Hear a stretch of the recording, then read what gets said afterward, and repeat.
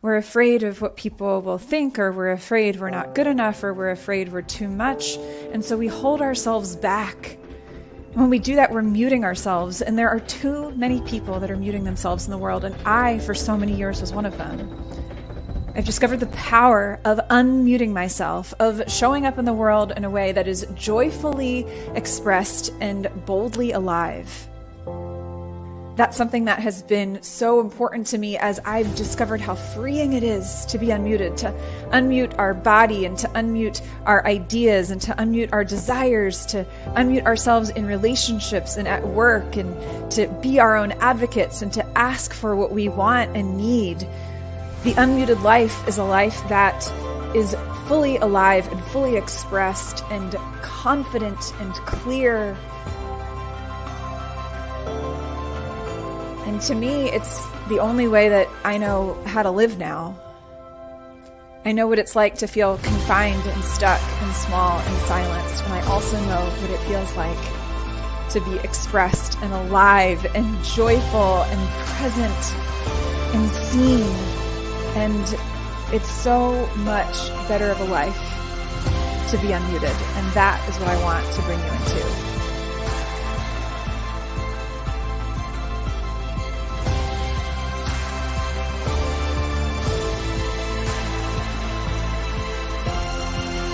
Are you ready to unmute yourself? Let's make it happen.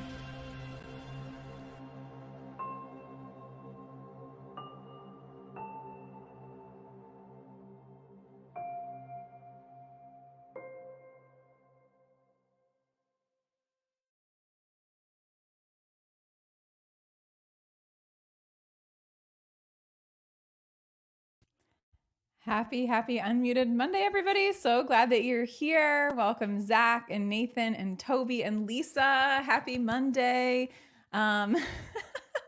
We've got Tim, our producer here. We've got Lori Ann. Lori Ann is like, I am not going to miss this. I've got it marked on my calendar. I am going to be there on Monday. So Lori Ann, so glad that you're here. David Woods is here. Ben, you have a super cool last name, Ben Lichtenwaller. Did I say that right? Lichtenwallner? I really like to try to get people's names right because mine gets botched 6 ways to Sunday, as you might imagine. Violetta is here. Welcome. Hello. So glad that you're joining us today. Welcome to Unmuted Monday. I'm your host, Rachel Druckenmiller. And I just always get such a boost out of these experiences. I know that the community that's here, Seda, welcome from Turkey. So glad that you are here.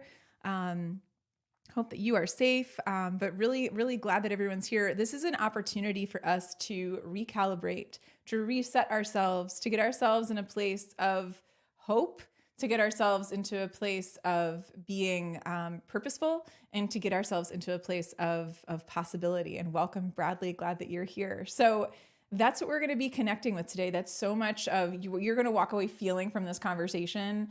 It's interesting. I met, and I'll introduce him in just a moment after a couple announcements, but I met today's guest through seeing somebody else's post on LinkedIn. And then I connected with him. And then I was like, I really love what you're doing. Can we have a conversation? And we had a conversation. And then we ended up being in the same community at another event several weeks later. And I was like, this is so bizarre. And then when we were planning the guest for the show this year, I was like, I really would love to have him on because I just know that his heart is so aligned with this community. And I know that you're all going to be so inspired by what he has to share. Welcome, Dusty. Welcome, Stephen. Good to have you here. Zach said I canceled my root canal to be here. Well, there we go. We definitely want to deliver. Dusty, yeah, who wouldn't want to cancel a root canal? I'm with you. Well, I just wanted to also express my immense gratitude to this community for the ways you've shown up over the past 3 weeks since my song Somebody released. And I have a new piece of artwork here in my office. My husband got me this as a Valentine's gift. It says over 1 million lives changed, and it has my album cover, and it's super cool. Sally, welcome. And it's to me a reminder of the possibility that we have to make dreams happen. And you would not even believe this, y'all, but this song has been streamed over 7,000 times in 3 weeks, which is so bizarre to me, and amazing. And Dusty, thank you. I'm so glad that you love the song. The song is called Somebody. You can stream it wherever you listen to music. And I have been so moved by all the messages that I've been sent about how the song has impacted people and spoken to people and moved them. It has moved me. Every time it's like a pinch me moment, truly. So thank you, thank you, thank you for showing up and for being such supporters of that expression of what it is to unmute ourselves.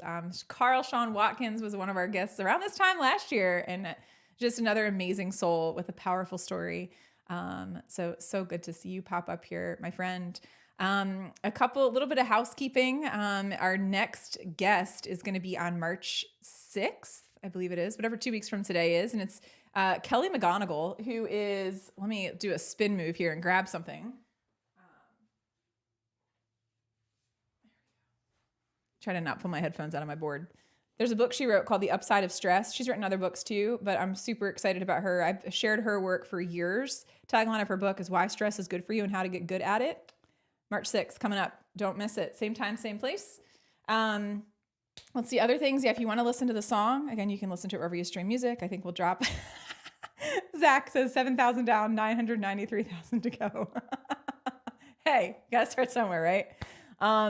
So there's that. And I'm sharing this with y'all first here, your first group to hear it, that I'm going to be working on figuring out a music video situation for that. And I'm also working on my second song. I've got about 2.5 minutes of song number 2 mapped out. So I can't wait to share all of this with you as it gets developed and gets released. So without further ado, I want to introduce you to today's guest. Sean Goode is a speaker, facilitator, writer, podcast host, executive coach, and nonprofit leader who's driven by his mantra, possibilities over problems. And we are all about that here too. So like I said, I just knew he would be a phenomenal fit for this community. This was born out of his lived experience growing up in what was overwhelmingly challenging circumstances. Through his stewardship of the now nationally recognized nonprofit Choose 180, he's worked to decriminalize youthful behavior and transform the very systems that have historically caused harm to marginalized communities. Prior to leading this 2021 City of Seattle Human Rights Award-winning organization, he served as a chaplain in juvenile detention, championed gang and group intervention efforts, and worked to provide education and employment opportunities for youth in at-risk communities. As a thought leader, Sean is regularly sharing his own personal journey, the transformative power of grace, and the impact of elevating possibilities over problems with a diversity of audiences in both the private and public sector. Y'all, I just want you to give a warm unmuted welcome to Sean Goode. Sean. Thank you, my friend. Man, it's to hear you read that hits different than when I send it out for people to read. Like I just, I think, it's not the words, but it's the people who read the words and the heart behind the words that are transformative. So thank you for the introduction, and thank you for the space that you're creating for me to be here today. Oh, you are so welcome. You are so welcome. And Lorianne goes, make sure you have plenty of Kleenex nearby when you listen. Right, we've got this. I was up for the song. Yeah, woohoo, Sean. And then Marissa. Welcome, Marissa. We're glad that you're here today. So Sean, I guess starting off, one of the things that, I would love to find out from you, one of the ways when we talk about getting unmuted, one of the things that we connect to is something that gives us purpose and makes us feel alive. And so a lot of the times I'll have guests that come on, share either just a little anecdote, or if they have an item or object or picture nearby with them about something that is a source of meaning and purpose and importance for them. So anything you want to share about that with us? Yeah, I think absolutely. I'm going to take off my little bracelet here. When my wife and I were married, we one of the things we had at a table settings were these bracelets, and these bracelets, they say love is the cure, and we were married September 10th, 2011, and I keep this on. I have like probably another 100 of them because these things occasionally break, but I've been wearing them ever since we were married September 10th, 2011. And at the time we were supporting this group that was in place called Sisters Against Lupus. And so the purple color was to embody that cause, but also this mantra that love is the cure, and that you can't hate the thing that is destroying you, because that'll only add to the thing that's going to kill you from within. But if you love the thing, you love the circumstances, and you find a way to love through the pain, then you get to live a life beyond the bounds of whatever may be inflicting you. And we know that to be true for our sisters and siblings that were suffering from lupus, but also on this journey that I've had the privilege to be on, that in spite of it all, if you find a way to love, love transcends all. So love is indeed the cure. That is like, so y'all, for everyone who's here right now already, like I told you, you're going to walk away feeling moved. And that is so, really, I think especially now, I think now more than ever, of being reminded of what's in being in a world where there's such divisiveness. Yeah. And where hatred often gets the spotlight. Yeah. That love is such a powerful force. And I know that I would love to hear, and I know everyone who's with us today would love to hear, if you could take us on a journey, wherever you want to start, wherever you want to end, about an experience in your life where you were feeling in some way muted, held back, silenced, and take us on that journey of moving through that and coming to a place of being unmuted and emboldened and activated by possibility. Love to hear your story. Yeah, coming into this, I had another place where I was going to start, but I'm going to start someplace different, which is how these things sort of work, isn't it? Yeah. I was muted by a narrative that I had adopted about myself of not being good enough. And I think that, like, more than a person or more than a circumstance, more than any particular situation, it was the story that I had owned, that I simply wasn't good enough. And it was a story that was written early on in my life, when I consider the trauma that I've had the fortune to survive, that there was many moments that reinforced this idea of not being good enough, whether it was growing up in a household with a father who was very heavy-handed in the way that he levied discipline, and served as a constant reminder of striving to be good enough, to be able to gain his approval, to be able to be loved by him in a way that felt genuine, sincere, and authentic.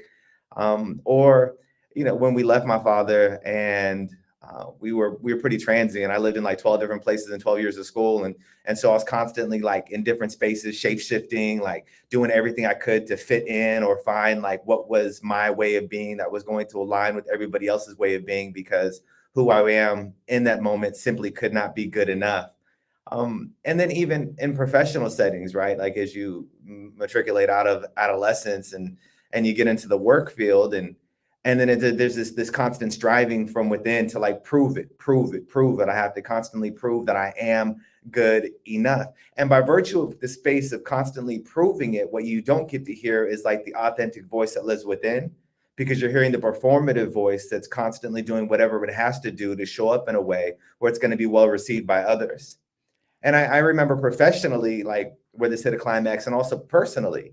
It hit personally first, and it was really when my wife and I began dating, and I realized that up until that point, I had never truly understood what unapologetic love looked like. And what will happen was, and anytime you start off a story, what will happen was means there's something like good coming on the other side. So what happened was, Rachel, was that like I had struggled with like this good enough. I had struggled with this self-love. And that had amounted to so many moments of self-harm and other complicated things growing up. And as I struggled to like love self, to be able to feel like I was good enough, I met this incredible woman.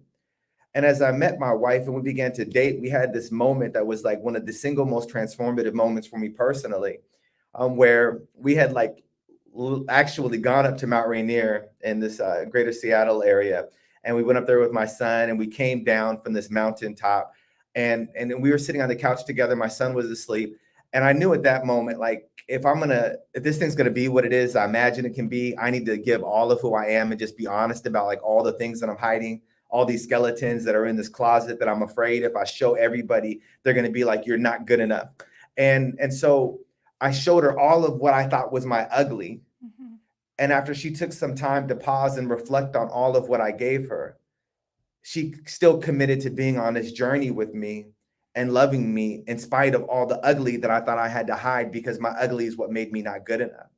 And that love like that she gave me, like unlocked something within me. It broke these chains that had bound me to this narrative of not being good enough and opened up the capacity to love without bounds. And it's been that for me personally has been the most transformative moment of my life is when I experienced this unapologetic chain breaking love that came from my wife. And I've had this faith journey that I've been on, and I'm deeply tied to the divine in the way that I walk through life. And even with the construct of my faith, I never quite understood God's love until I understood the love that my wife gave me.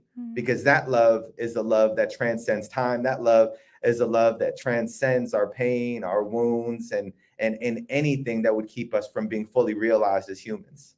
Yes. Yes. Oh, there's so much there.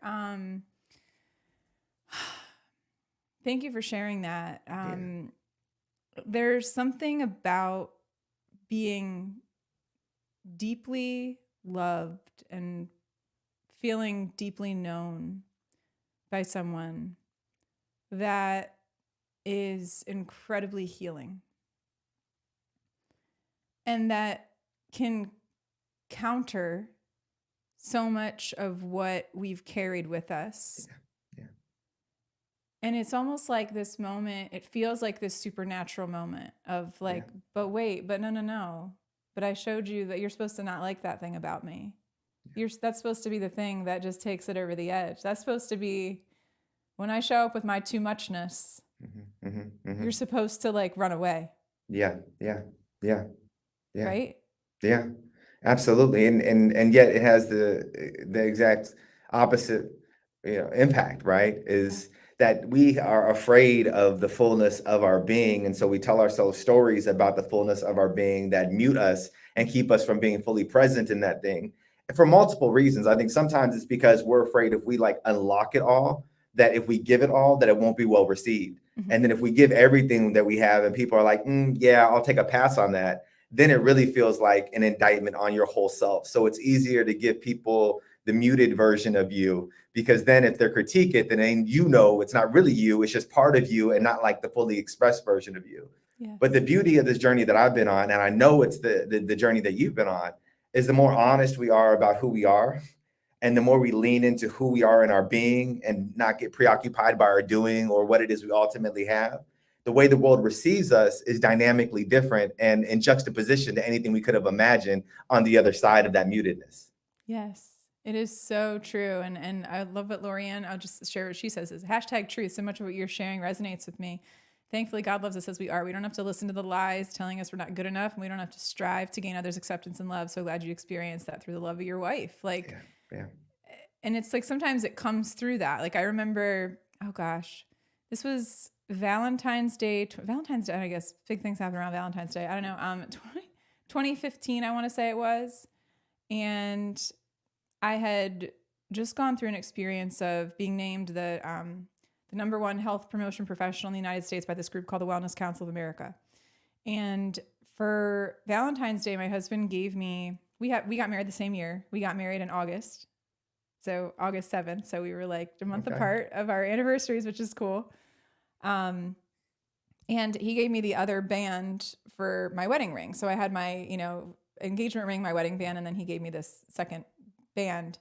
And he sent a note and flowers to my work. And the note said, and sometimes like the way the words someone uses can just like break you. The words that he wrote on the note were, "You are worth everything." Yeah. And it's like, for you, can you think about, was it something about the response that you got that helped you to start to shift the narrative in your head? Because sometimes like one line someone says or something about the way they say something to you can be enough to just like completely turn your world upside down. For me, it was like, I will forever remember that statement. You are worth everything. When I doubt, whether I'm worth it or I'm too much or whatever. No, you're worth everything. Yeah. So I'm curious if there's anything that kind of brings you back. Yeah, it's not a phrase or words. I think it has everything to me. It goes back to being chosen, right? And like being chosen for who you really are. Right? We can go back to the playground in elementary school where I'd be like last picked in kickball, right? When I'm that kid that's sitting up against the fence, like, please pick me, and like waiting till the very end, right? So you begin to internalize these narratives about like what it takes to performatively be picked and to be absent of performance and still to be chosen. Like that validation by someone who really knows you was all that I needed. That was the transformative catalyst. And man, like my life since then has been dynamically different. You can't go back, because once you see yourself as you are and other people begin to see you that way and affirm it, then there's no reason to go hide again. There's no reason to go back on mute, because your voice is all that the world's been needing, all that the world's been yearning for. And when you imitate someone else's voice, it doesn't come across nearly as authentic as what your true voice sounds like. It's one of the things I love about you, right? Like, is it not only like your voice that you give in this platform, but your voice as you sing, as you are like fully realized, you're like, you know what, I'm gonna go ahead and show up in every space that feels natural and I feel called to, and do it without apology and just see what happens. I mean, that's the magic of you, is like, it's not like I'm putting this song together for plays because I want to get 1 million people to listen to it. I'm putting this song out into the world because I have to, because it's a response to a call from within me. And if I stop responding to that call, then I begin to mute myself, and that creates a pattern that I can't enter back into, because if I do, it's horrible for the world, let alone for yourself personally. And that is so true. Like, that's what we don't realize. Like, I haven't asked people, like, what's lost as a result of you muting yourself. Like, we don't consider that, because we're so in our head with our self-consciousness and our self-doubt that we're being really insular about it. And we're thinking, I don't know if I can do this. I don't know if I can share this. I don't know if I can say this. But it's like, what if it's not about you? What if it's like a higher calling, you know, that you're being pulled into? And I think that's so much of what inspired me to write the song Somebody, right? Is to remind people that, like, you are somebody, you matter, you are enough. And I mean, the people that are here are people who remind me of that constantly. I saw Brian Schulman pop through here. He's somebody that's always just so supportive, and Toby too. I love Toby says, when you expose all that you believe is not good enough, you're allowing yourself to truly be seen. When someone else is willing to see and accept it, that's the divine love and binds us as a world. Like, so beautifully stated, Toby. And like, that's the point, you know? And it's like, so many of us are running around with like walls around us, usually for good reason. It was like, it protected you at one point, but it's like ultimately going to hinder you, you know? So I'm curious, what has been your, any other, I don't know, things, transformational steps along your journey that you felt gave you the courage? Because for me, I find that everything was great, and I was like totally unmuted. It's like, it's been the 38-year journey. So I'm just curious for you, like, what, like, other steps along your path to help you find courage? Yeah. And I will tell you, like, healing is an absolute journey. Like, you don't go get healed, right? Like, you don't like, I'm going to go on a retreat and 5 days and I'm going to come back healed. No, healing is a journey, and it's a journey that we have to be committed to. I have a good friend of mine named David Hephard, who says people don't change, but they heal and become more of who they were always purposed to be. And like, that always resonates with me deeply, because, you know, that's such a huge part of this thing that we're doing. Because the more we heal, the more those bricks come down, and the less performative we feel we have to be, because we are reconciling with like what's actually here, like all of it, and the physical, spiritual, emotional, etc. But to answer your question, like, I think there's been a few moments that have been like these moments, these pivot moments or catalyst moments. One of them, I was working for this large nonprofit organization, and I was doing like, and there was this wild moment that happened. That was a series of events. And Rachel, you know this because we've talked before, but so much of my life is a whole bunch of things that didn't make sense. But then ultimately you look back, you're like, oh, of course, that's how that played out. Right. So I'm working at this large nonprofit organization, and I'm starting to do some trainings. And I train with this woman named Kathy Curris, who's leading like the training department for this large nonprofit organization. And then she invites me out to come do some other trainings, and we do some stuff together, and it's pretty cool. And I'm thinking at the time professionally, like, this is what I'm going to do. I'm going to train for this large nonprofit organization. Super excited about that possibility. But like, so Kathy and I are journeying together. And now Kathy's never heard me do poetry, never heard me do spoken word, never heard me do anything performative like that. But this large organization is looking for someone to write a poem for this conference that they have every couple of years. It's their large conference nationally, and they're looking for a Y staffer. It was the YMCA. They're looking for a staffer at the YMCA. I was doing my best to be coded in this situation, but I just blew that. It's fine. And they were looking for somebody to do this poem at this thing called General Assembly at the Y. And so so Kathy reached out to me. Now she never heard me do poetry before, but like I had begun to learn that you just say yes, and I have this mantra that's open the door and explore, right? Mm-hmm. And I really don't even know what I'm saying yes to, but I say yes to Kathy because I believe in Kathy, and Kathy believes in me, and that's just how the situation unfolds. And so we began to work on this poem, and it turns into like this beautifully dope, dramatic piece that we do with this general assembly in front of thousands of people, right? Now, I'm going to tell you, like, this is one of those moments where I'm standing backstage and I don't know what the crowd looks like. I haven't seen the crowd, but I know there's thousands of people out there. And I know that when I walk onto the stage, if I deliver this in the way that it's on my heart, that nothing's going to be the same after this. Because you don't have these moments of walking out in faith and stepping out in front of a whole bunch of people to like do something that's like a here place. And then you come back and you're the same. And so I walk out, I deliver the piece as we created it. There's these beautiful visuals that are put behind it. It's this whole dynamic experience. I get done, and then like slowly but surely, everybody starts standing up to applaud. And there's like there's only a handful of dry eyes in the house, and it was like, what just happened? And I get done, right? And as much as I do things externally, I'm really an introvert. So I get done, and the first thing I want to do is hide, right? But I know, like right after that like nothing is the same. You don't go back after that, right? Because you just did a thing that you didn't know you could do, but then you did it and you thought you could, and then it happened, right? And so that's one of those moments. But then like here's the flip side of that, right? You leave a high like that, and there's people there that are like, oh my goodness, you're so, all these things, right? And you're like thinking to yourself, this was something for you, but it really was something for me. Like I needed this more than you needed this. So I felt like I gave y'all something, just received the gift. Like I'm glad we had this moment we shared together, but I really wanted to run and hide. But after we get through all of that, I go home and I start applying for positions and leadership roles within this organization. And I get denied because I don't have the experience that they're looking for. It's one of those things. Common has a song called Questions, and it's like, why do I need ID to get ID? If I had ID, I wouldn't need ID. And they were looking for experiences that I didn't have. But then how am I supposed to get the experience if I don't have the role to be able to get the experience?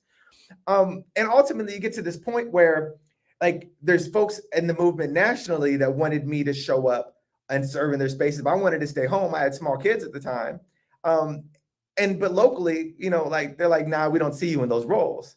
And so I had a friend of mine reach out, and this is where this whole thing leads to. Reach out. They were looking for their first executive director of this small nonprofit. In fact, it was going to be one full-time staff, me. And they asked me to apply. I didn't. I said I would, but I didn't. He followed up. He said, look, we're looking through applications and we don't see yours. Are you going to apply? I'm like, yeah, I'll do it. My yes is my yes. I'm going to do it. So I apply. I interview. We end up deciding to go on this journey together. And when we got into the terms, what we weren't really discussing was salary. What we were discussing is unapologeticness. And I said, look, like I've worked for an organization that's asked me to be less than fully human in so many ways. They said, like, we want you to do this, but we don't want you to do this. We want this part of you, but we don't want that part of you. And I can't do that anymore. If I'm going to show up, I'm going to need to show up all the way as myself. First and foremost, because I know what that feels like now, but also because I come from a lineage of people who were enslaved on this continent and were considered 3/5 of fully human, right? And so like if my ancestors died for me to be fully human, I can't show up in spaces and be less than fully realized. And so they said yes. And that was a little over 6 years ago when I first took on the stewardship of what was called the 180 program at the time. And later we rebranded as Choose 180.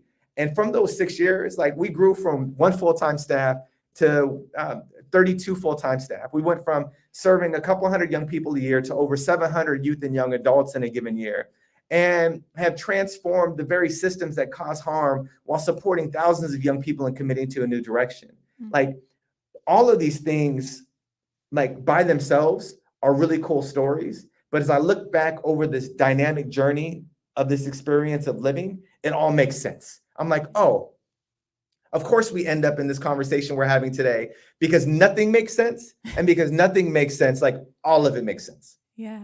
Oh my gosh. There's so much there. There's one I want to unpack. I would love to hear if you could share with folks here, just, what what the experience has been of the lives you've been able to impact. I know at a systemic level, which I think is powerful at an individual level and at a systemic level. I would love to hear about that. And I also just want to affirm what you said about how so often we feel called to be less than our full self. And it's like, well, okay, which version has to show up today? Yeah. And that's exhausting. And it's also a betrayal of yourself. Yeah. And I remember, like in my corporate job, before I was in for 13 years, which was great. And again, it was all sort of like, this makes sense. This had to happen to get me to where I am. It helped me find my passion for speaking. Like there's so many things that I don't regret that journey. And at the same time, I remember one time I wrote an article talking about like I used the mission statement of my church and connected it to corporate. I said, what if we were to apply the same mission statement that's of my church and we applied it to corporate? And it was like, be, belong, become was the mission. Yeah. And I wrote an article about it and I got pushback from someone, from an executive who was like, well, isn't that, she like talking about her church? And I'm like, yeah, this is like part of who I am. So yes, I'm going to talk about that. I'm not going to throw it in someone's face, but I'm going to talk about it in a way that is authentic to me. I'm not going to shy away from it. And I think back to like how much I so would not have sung.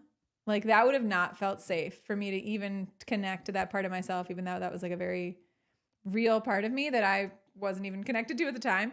But like once you've stepped into that space of freedom of expression. Yeah. There's a joy and there's a courage that you feel that you're like, oh, I'm not putting that back in the box. Yeah. You know? So like, what would you say to someone? Toby has a question I want to bring up in a moment, but, and also I love what Zach says, right? What a moment, great story and share, inspirational for anyone who may be down because of one single event, when that's just a piece of the bigger journey, right? Which is what you're sharing here. So, curious for you, like what has become possible now? And I'm like, I didn't ask if you were going to do this, but if you have any spoken word stuff or poetry you want to share on the show, we would welcome that. No pressure. We want your full self here today. But just, curious about that. If for somebody who might be feeling like they have to tamp down who they are, where they are, what's an insight that you would share with them or a word of encouragement? Yeah. I borrow a lot from nature because I feel like that's where the divine shows up in an unabridged way. Where nature responds to nature's call, like us as humanity, we get it wrong so often, and where nature submits to what it's supposed to do because that's just what it does. I was in the Muir Woods this last weekend with my wife and daughter, and here's like a really cool illustration. We're walking on this path. And there's these 4 humongous trees. And if anybody's ever been to the Muir Woods, there's these huge redwood trees, hundreds of years old. And there's these 4 redwood trees. And in the middle is a tree that seemingly burns. And what you don't see in this burned tree, which looks like it's dead and dying, is the fact that long past when it was burnt, its roots were still giving nutrients to the other trees that were around it, which then gave birth to these much larger trees that are surrounding it today that have been allowed to grow because this burnt tree on the surface looked dead, looked decaying, looked like there was no relevance or value to it. But right below the surface was everything that was necessary, not only to keep it self-sustained, no matter what it looked like on the outside, but to bring life to the trees that were surrounding it and nurture them in a way where they now have outgrown that single tree, right? Like, when you are able to like see things like that happen in nature, it reminds you, like, if God made that way, then God made me the same way with that same level of intentionality. That no matter what things look like on the surface, if I'm well aware of what's happening below, no matter what it may appear to be, I know good and well that there's value here for what I'm able to produce, what I'm able to do, what I'm able to accomplish, not because of those things, but because I was born me. Yes. This redwood was born a redwood with all the makeup to be able to nurture all the things around it because of the way it was born. It did what it did as a byproduct of its creation, and the outcome was as a manifestation of that. But simply by being obedient to its being, it was able to give life to others. Now, I don't know if anybody is in a similar situation today where you feel like the outside is not matching up what you're imagining on the inside. But it was encouraging for me when I walked along this path in the Mirror Woods to be able to see that and say, well, God, if you can do that in this environment, I know you can do that in this environment. Yeah. Oh, that's so beautifully said. And Toby says, nature's a creator enveloping us with every sense, including the soft voice of our spirit speaking in our hearts. Yeah. And Lorianne says that story applies to so many people too. It's important that hiring managers, so Lorianne works in HR, remove those unnecessary barriers in those job descriptions so unconscious bias is less of a factor, and qualified people have a chance to perform the essential functions of a job. You can't add experience to your resume if no one gives you the opportunity to show how awesome you are. Like, give people, it's like if somebody can meet a need or solve a problem or fix something, why does it matter what laundry list they have to draw on in the past? Like, if they can get the thing done, Yeah. give them a chance to get the thing done. Yeah, absolutely. You know, or they can learn if they're at least curious and they're open to learning. I mean, that's so much of what it is. Like, people that show up in the world with curiosity are inherently possibility oriented, right? Because they're saying, oh, I wonder if there could be a different way or a better way. Yeah. And like, that's the thing that really gets us to move through this stuff, is to connect to that sense and that sense of possibility and creativity. And there was, could we put that question back up, Tim? Toby has a question for both of us. So I'll let you weigh in first on this, Sean. How do you help others understand the concept of performative living? We all know people who just need to drop their urge to be performers in order to understand how much we love their authentic selves. We all need to feel others loving our authenticity, but we shy away from exposing it to the world. Yeah. How would you respond to that? Toby, that's a great question. Creating safe space is everything for me, right? Like, people are going to perform when they feel insecure. It's just what they do. Yeah. And so if you can create safe space, it's not a matter of sharing with people, like, stop performing. It's a matter of creating space where their performance isn't invited, right? And then the more authentic you show up as an individual and the safer the space you create around them, the more likely they are to bring their whole self into the space as well. And I've had some learning around this, some for the good and some for the bad, because organizationally, we like to say, we're going to create a safe space for you to bring your whole self. But like, if we're 100, that's not actually possible in a work environment, because there's some parts of who you are that on your healing journey could be disruptive to accomplishing the goal of what it is that you feel called to do in the space that you're serving in.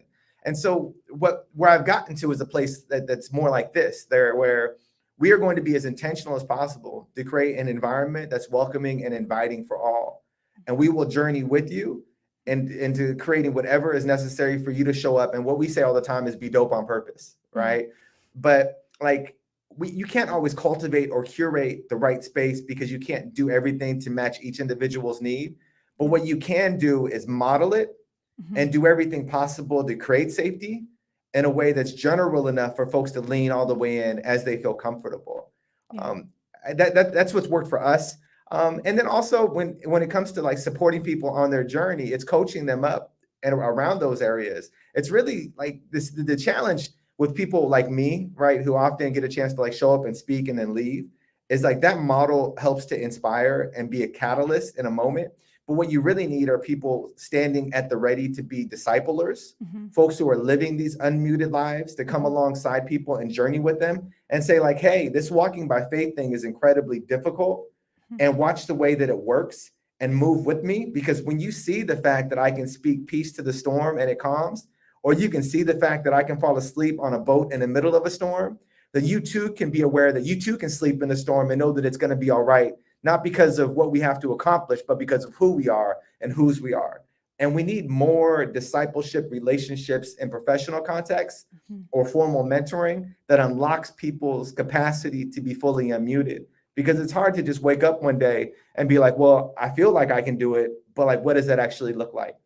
That's a lot of words to answer that question. But like, the more time you spend around me, Rachel, the more I use words, lots of them. I always tell people, if ever anyone apologizes for anything relating to expression that is intended to be life-giving and beneficial in some way, I'm like, do you know what we stand for? The show is called Unmute Yourself and Let It Shine. So we invite that and we celebrate that. I own that. Well, then I don't apologize for all the words. I own each and every one of them. Thank you. Thank you. Thank you. Take up your space, and every word is welcome here. And I think, I think of the experience, just my own journey. I gave my first keynote 7 years ago at a national conference. And I remember I was so performative. Like, I memorized every word in that speech. I printed out all the slides and had notes that were written under every single slide so that I could memorize every single word of every single thing I was going to say. And if I lost my place, even though I was just had pictures to basically go on as my guide, I didn't have lots of words on the screen. I would have this moment of oh my gosh, I'm going to be exposed. It was such a performance, but it was also the first time I'd been called in to do something like that. And so self-doubt can be a catalyst for making sure we're prepared and getting the support we need to feel prepared in the midst of that. So for instance, one of the things I had people do, I had certain people in that room, I said, hey, will you pray with me before I go on stage? Yeah. And I had someone, because it was my first time giving a national keynote at a conference. And I was I'm a little nervous. I'm excited and I'm nervous. And I had someone that I really trust, who was also a speaker, who'd, been down this path, far before I had. And he, just spoke some words of encouragement and truth over me. And I'm just had this belief that I was held and that I was going to work. And as I look back at how I showed up on stage in that experience, part of it is the performative piece comes as we're figuring out who the heck we are. Yeah. It was I was performing because I didn't know who I was. I was this real. is who I think a keynote speaker is supposed to be. Yeah. Yeah. And it's you show up that way until you realize, today I was giving a keynote this morning for a group of folks that I'd never spent time with before, that work in the space of the banking industry. And, I walked into the room and I could sense that sort of they've got a whole day together because banks are closed on President's Day, and they've got a whole day. They've got to come, and this person from the outside's coming in is what's she going to be about? Is she going to... And I find that the more I let my guard down, the more I will joke with people, the more I move around the room and make eye contact with people, not in a manipulative way, but in a sincere way.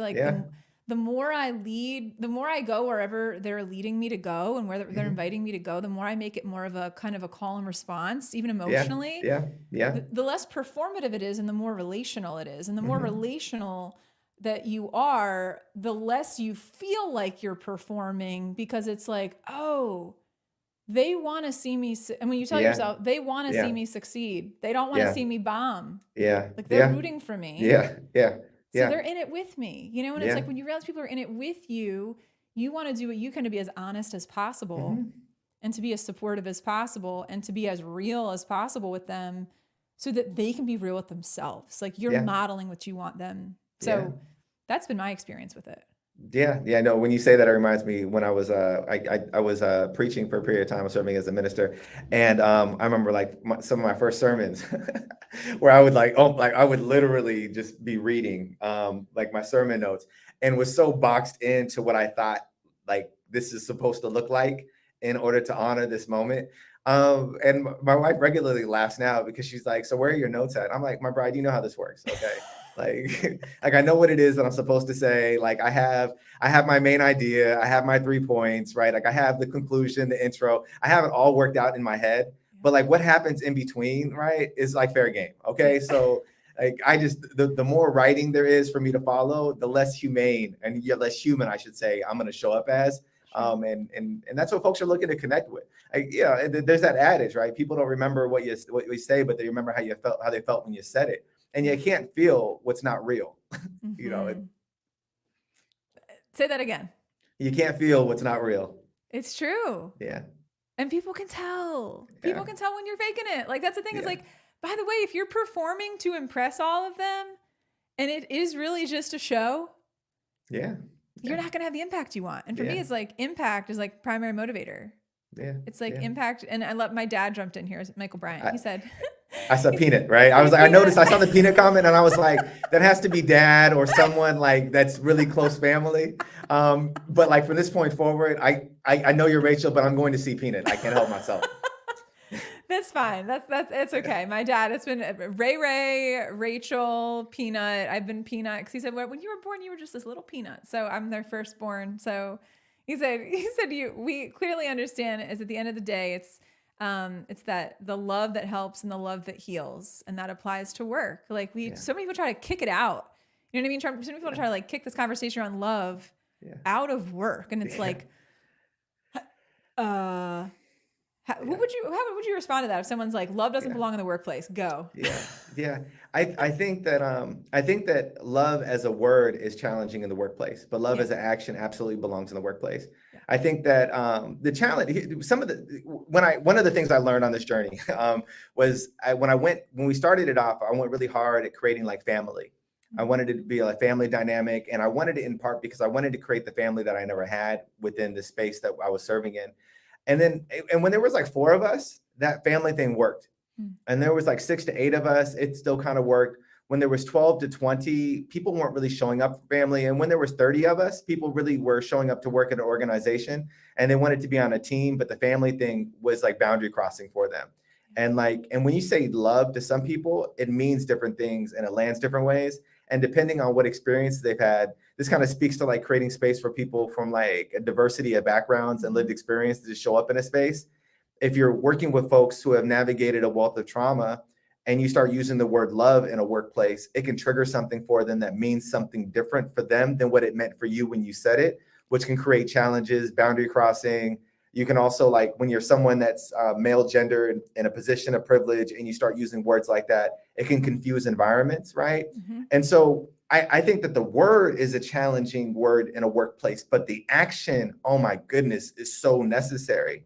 And you can't love without grace, right? Like, because love is patient, it's kind, right? It holds no record of wrongs, right? Right? Like, and so you can't love without grace. So I think the two are coupled together in a way that's a necessity in any thriving workspace.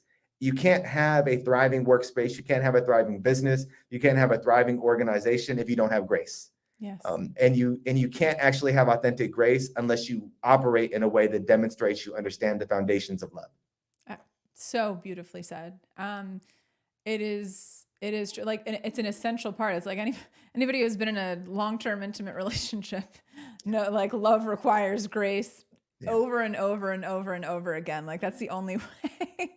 That's because we're going to mess up and we're going to say the wrong thing and we're going to do the wrong thing and we're going to be well-intentioned, but we're still going to mess up. And so if genuine grace isn't there, then nobody has a chance at redemption. I mean, so much of what like grace and love are connected to what allows us to have moments of redemption.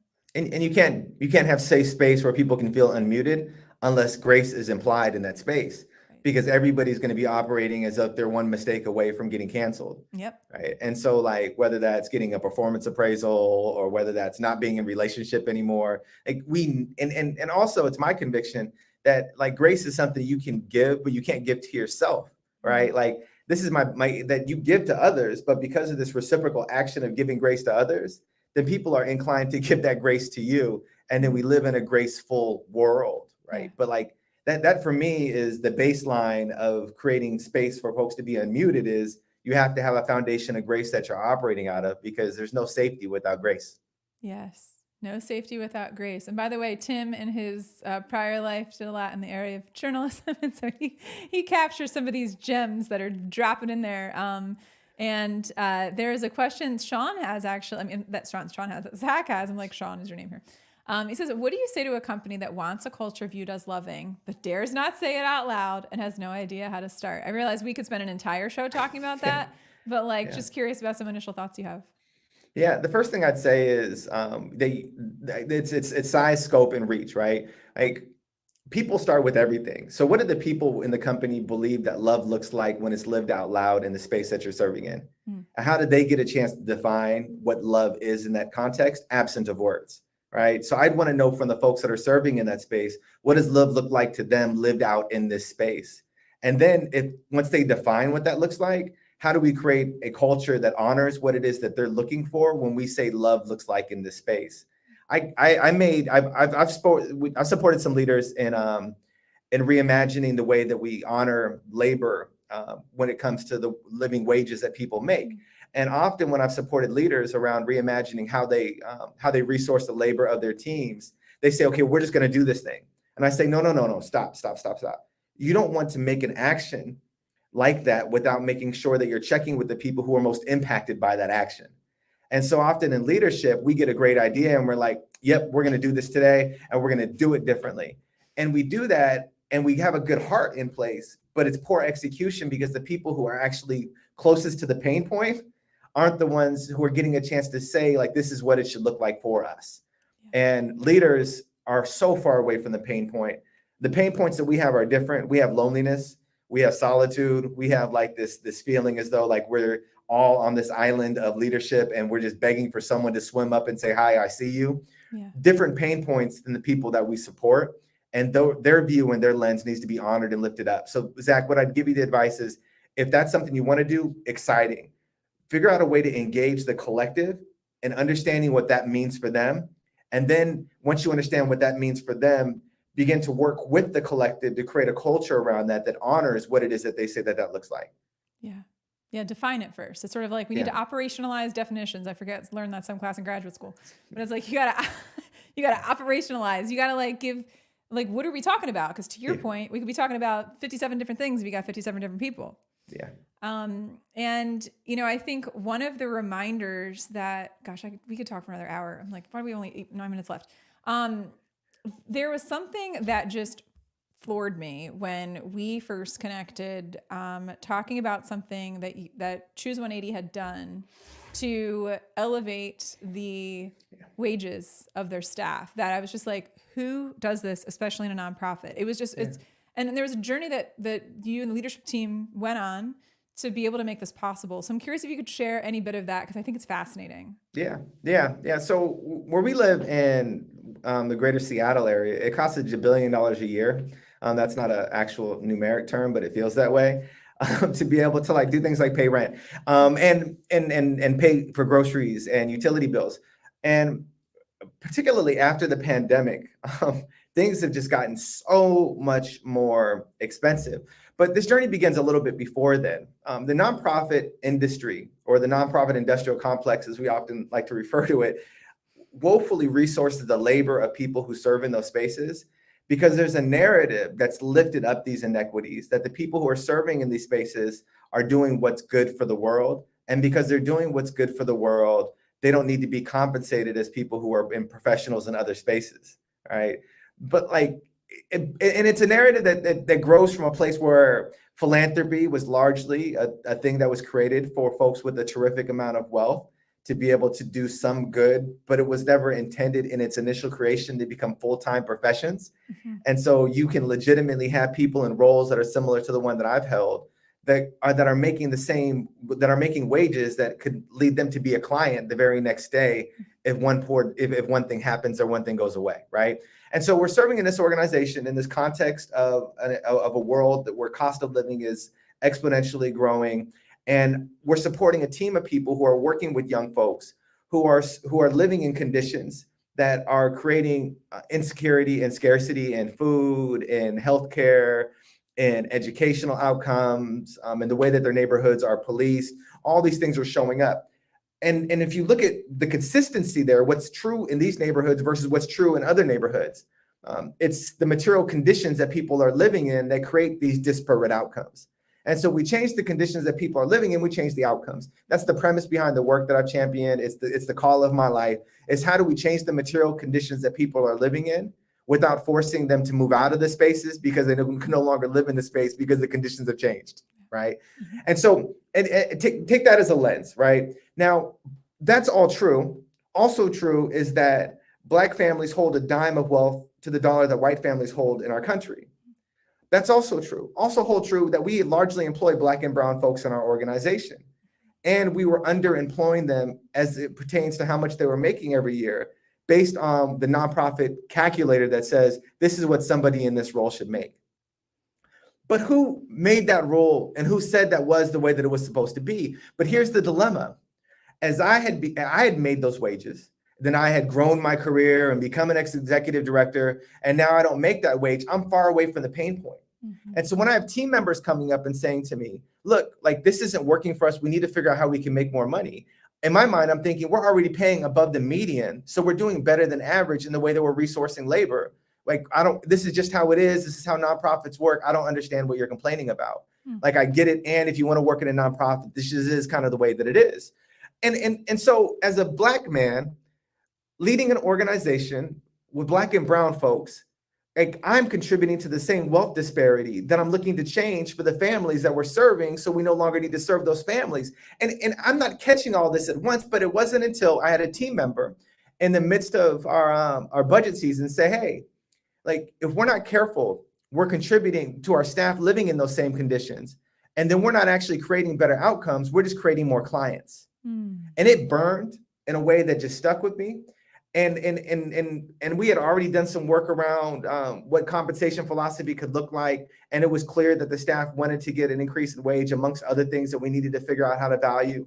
But this just kept coming back. And so I heard that in a new way this time. And then I talked to a couple of our team members and I said, what does it look like for you to own a house? And one of them laughed at me and said, like, yeah, that's just not possible. Like, I'm lucky if I can keep paying these bills.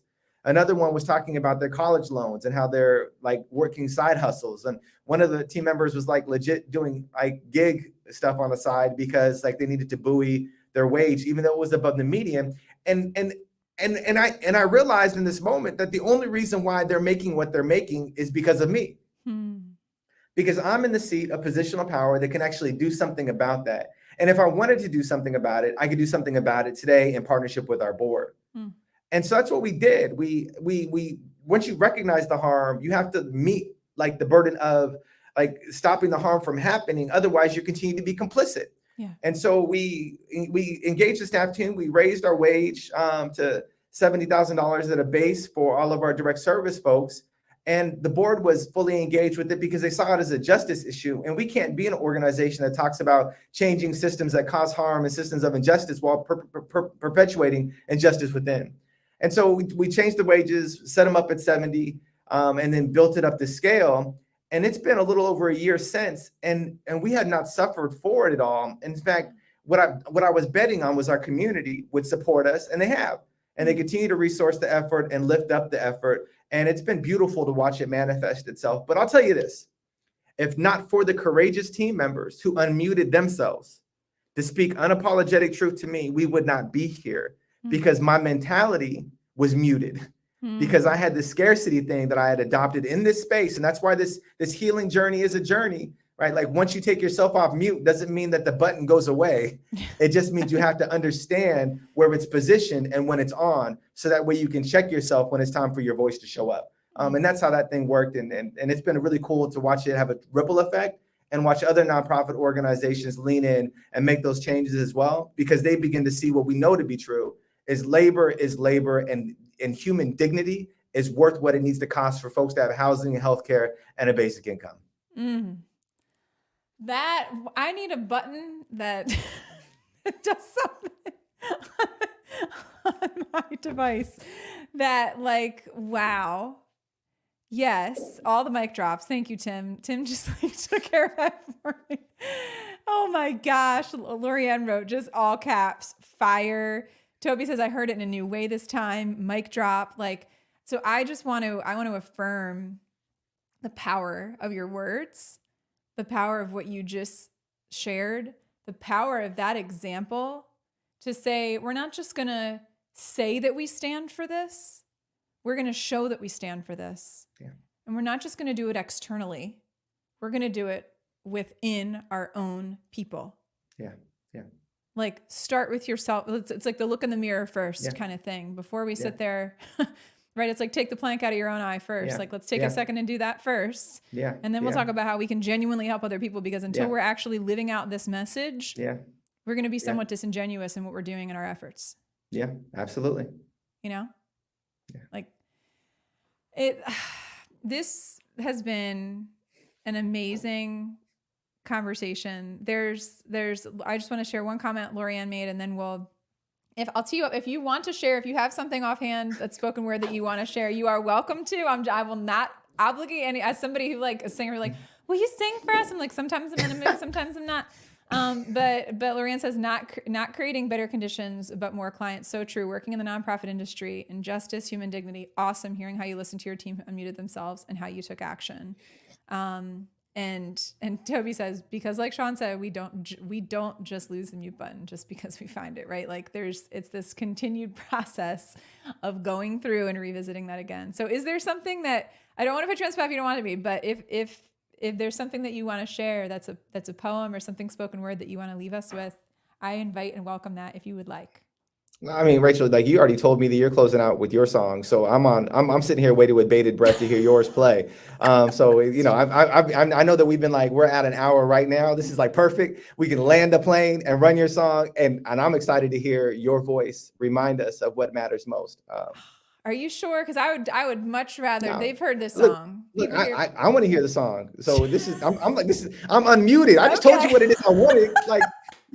Well, here, everybody, you're gonna follow. So to everybody, so Sean, tell everybody where they can follow you, where they can find you on social media.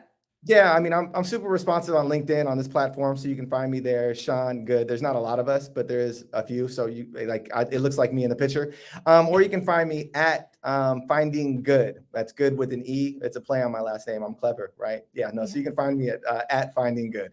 I love it. I love it. Well, this song, I feel like this is a perfect full circle moment. So Daniel Hall put this together. He did my intro video as well. And he, as just like a surprise, sent this video, and I'm about to share with you, integrated the song into it. So the song is called Somebody. It's a message that my 9-year-old self needed to hear. It's a message I think all of us need to hear that have ever struggled with doubt and feeling like we have to be performative and feeling like we need to impress people to be worthy.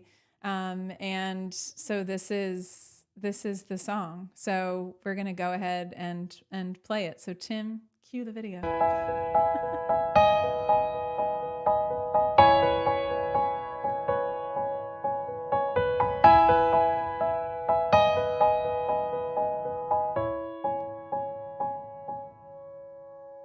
No mistakes, know the rules. Be the best and cover up your wounds. You believe you have to prove that you are somebody.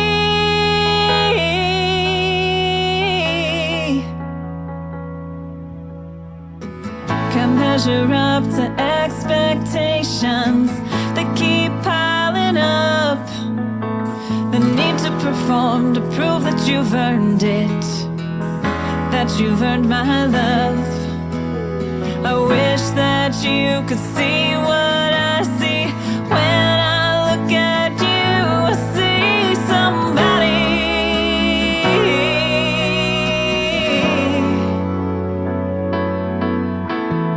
Take a breath and just be. You're not on the clock, and you don't have to impress me. There is nothing to achieve to be somebody.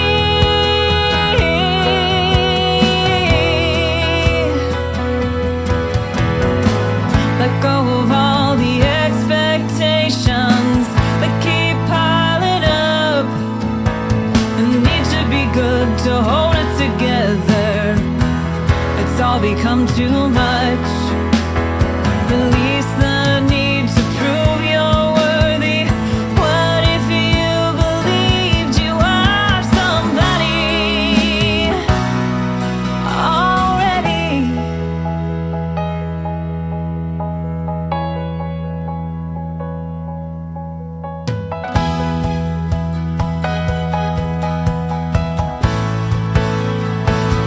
You are somebody.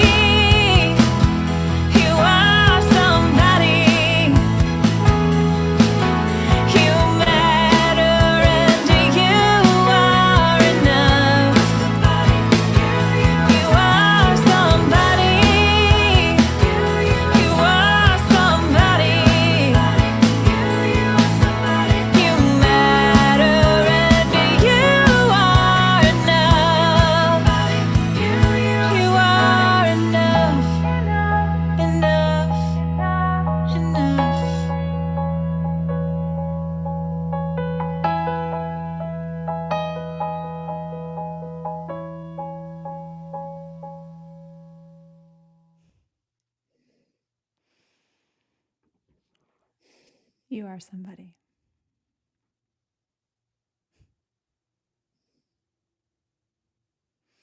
Our world is a much better place because of you. Oh.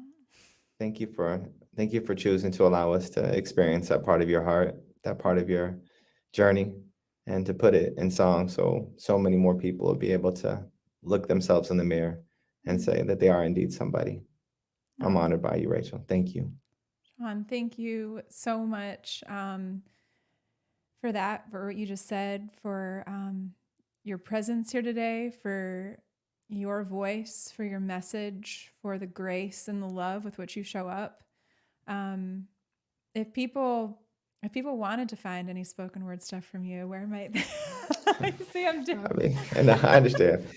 Which this just means we have to have another show together. That's just what it A is. show about the mute button. I think there was somebody in the chat that said like we need a whole series about the mute button.